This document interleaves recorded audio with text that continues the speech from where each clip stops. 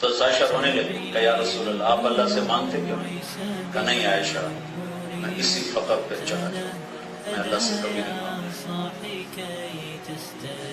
یہ امت کے غریبوں کو تسلی دینے کے لیے تھی۔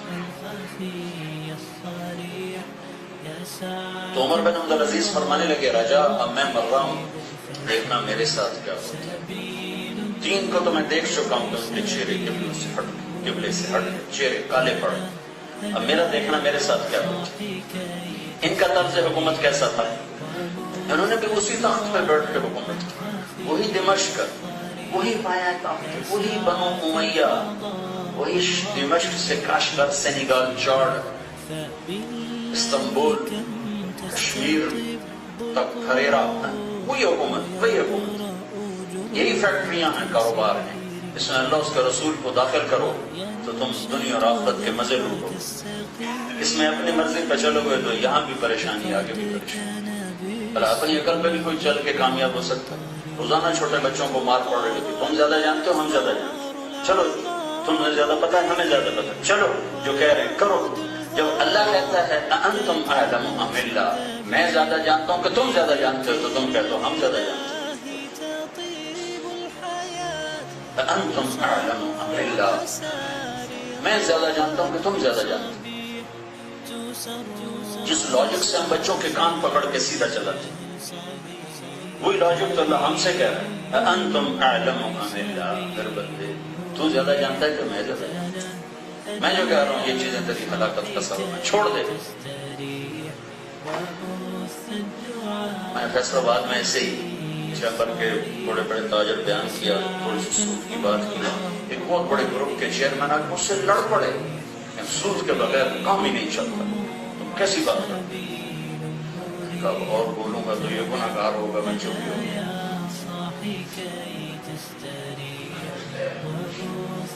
اسی طرح اسی تخت پر عمر بن عبد العزیز جب بادشاہ بنا ہے تو اپنی بیوی فاطمہ کو بلایا کہ فاطمہ سیاسی مقام میں ایسی ملکہ شہزادی اور لکھی تاریخ میں کوئی نہیں پیدا، فاطمہ بنت عبد الملک، دادا مروان بادشاہ، باپ عبد الملک بادشاہ، 4 بھائی ولید، سلیمان، یزید، ہشام بادشاہ، 7واں خامن عمر بادشاہ۔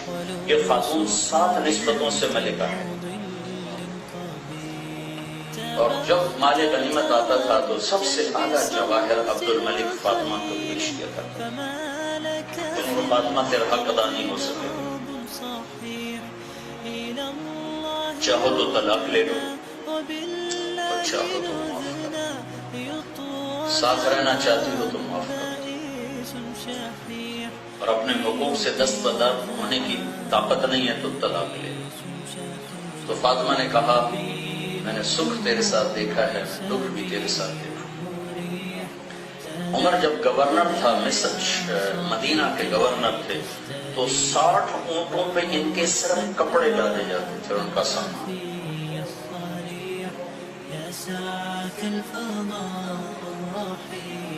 اور جب یہ امیر المومنین بنا ہے اور یہ بیمار ہیں اور خاندان کے لوگ پوچھنے آ رہے ہیں، تو بنو امیہ کے ایک اور سردار ہے مسلمہ بن عبد الملک، یہ بھی بہت نیک سردار تھے، بہت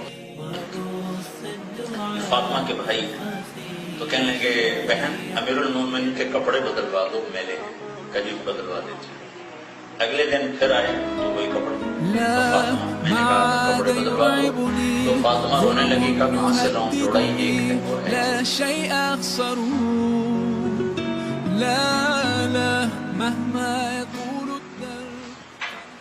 جب انہوں نے حق معاف کر دیا، کبھی سارا خزانہ میرے جو تیرے باپ نے تجھے دیا جمع کرا دے میرے پاس، سارا خزانہ اٹھا کر بیت المال میں ڈال۔ عید کا موقع آیا، بچوں نے کپڑوں کا مطالبہ کیا، ماں سے مطالبہ کیا، ماں نے حضرت عمر سے مطالبہ کیا کہ عید آ رہی ہے، بچے کپڑے مانگ رہے ہیں۔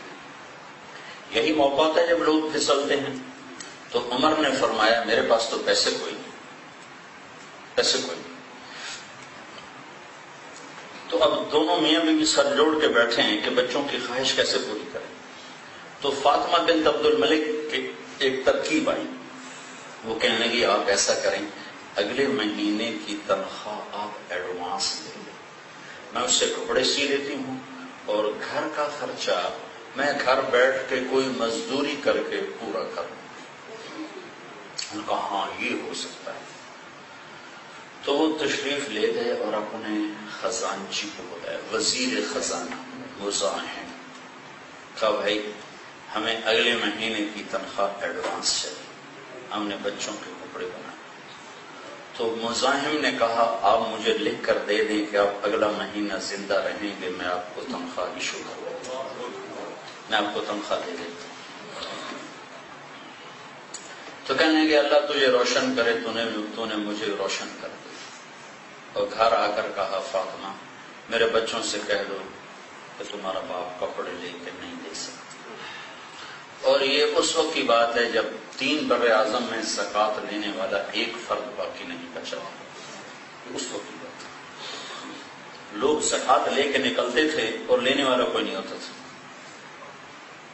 جب عید کی نماز پڑھائی اور سارے سرداران مملکت اور شاہی خاندان کے لوگ ملنے کے لیے آئے، جاہو جلال بنو امیہ نے کر کے دکھایا، تو حضرت عمر کے بچے بھی آئے، تو وہ اسی پرانی حیات میں، تو ان کے ایک بیٹے ہیں عبد الملک جو باپ سے بھی 4 ہاتھ آگے تھے تقوی میں، اور ان سے 1 ہفتہ پہلے ان کا انتقال ہوا، 1 ہفتے بعد پھر ان کا والد کا بھی انتقال ہوا۔ تو حضرت عمر کی آنکھوں میں پانی بھر آیا اور کہنے لگے بچوں آج تو میں دکھ تو ہوگا اپنے باپ پر کہ 3 بر اعظم کا خلیفہ ہو کر ہمیں کپڑے بھی لے کے نہ دیے۔ تو عبد الملک نے کہا نہیں امیر المومنین، آج ہمارا سر بلند ہے کہ ہمارے باپ نے خیانت نہیں کی ہے، آج ہمارا سر بلند ہے، ہمارے والد نے خیانت نہیں کی۔ حکومت ہے، 3 بر اعظم پر حکومت ہے۔ ایک دفعہ گھر میں تشریف لائے تو بچیاں ایسے منہ پہ کپڑا رکھ کے بات کرنے لگی، تو آپ نے بیٹیوں سے پوچھا یہ منہ پہ کپڑا کیوں رکھو؟ تو گھر میں کام کرنے والی ایک خادمہ تھی، وہ رونے لگی، کہنے لگے امیر المومنین تو نے ساری دنیا کے گھر بھر دیے، تو تیرے گھر کا یہ حال ہے کہ آج تیری بیٹیوں نے کچا پیاز توڑ کے روٹی کھائی ہے، اس کی منہ میں بو ہے، اس کی وجہ سے منہ پہ کپڑا۔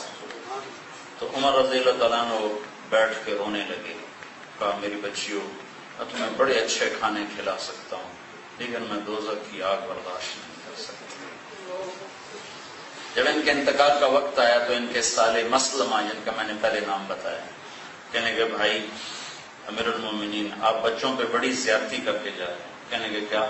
ان کے لیے 1 پیسہ نہیں چھوڑا، کیا کریں گے آپ کے مرنے کے بعد؟ تو حضرت عمر نے کہا مسلمہ حرام میں نے کھلایا نہیں، حلال میرے پاس تھا نہیں، تو کیا اوروں کا حق کھلاتا؟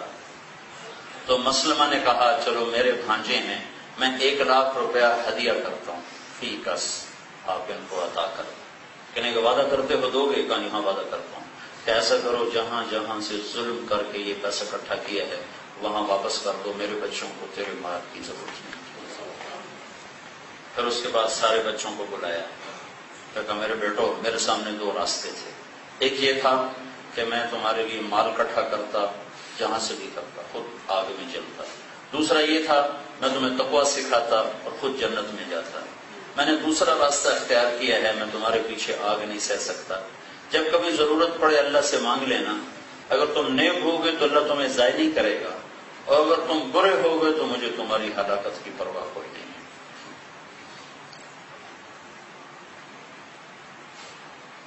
آج ان کا انتقال ہو رہا ہے، تو رجا کو بلا کر کہہ رہے ہیں کہ رجا مجھے قبر میں اتارنے کے بعد دیکھ لینا میرے ساتھ کیا ہوتا ہے۔ تو ان کی میت کو چارپائی کے قریب، چارپائی سمیت ان کی میت کو قبر کے قریب کیا گیا، اور میت اٹھانے کے لیے اب لوگ پڑھ رہے ہیں جو وہ رومال لاؤ، یہ لاؤ، وہ لاؤ، پھر تیز ہوا کا جھونکا آیا اور ایک پرچہ یوں لہراتا ہوا عمر کی چھاتی پہ آ کے گر گیا۔ تو لوگوں نے پرچے کو اٹھا کے دیکھا تو اس پہ لکھا تھا بسم اللہ الرحمن الرحیم، براءۃ من اللہ لعمر بن عبد العزیز من النار، اللہ نے عمر کو جہنم سے آزاد کر دیا مرنے سے پہلے. پھر ان کو قبر میں ڈالا اور رجا نے کہتے میں نے ان کے کفن کی سر کی گرہ کو کھولا تو میں نے دیکھا اپنی جگہ پہ چہرہ فکس اور کأنہ فی القط قمر، یوں لگتا تھا 14ویں رات کا چاند قبر میں اتر آیا. 3 بر اعظم پر بادشاہی کر کے اگر ایک آدمی اتنی بڑی جنت بنا سکتا ہے تو اسلام آباد کا تاجر چھوٹی سی تجارت میں اللہ کو کیوں نہیں راضی کر سکتا؟ ترجیحات بھائیوں بدلنی پڑیں گی. ترجیحات ہماری زندگی کی بنیاد ہے جو حضرت علی رضی اللہ تعالیٰ عنہ کا فرمان ہے اپنے بچوں کو نصیحت وصیت لکھوائی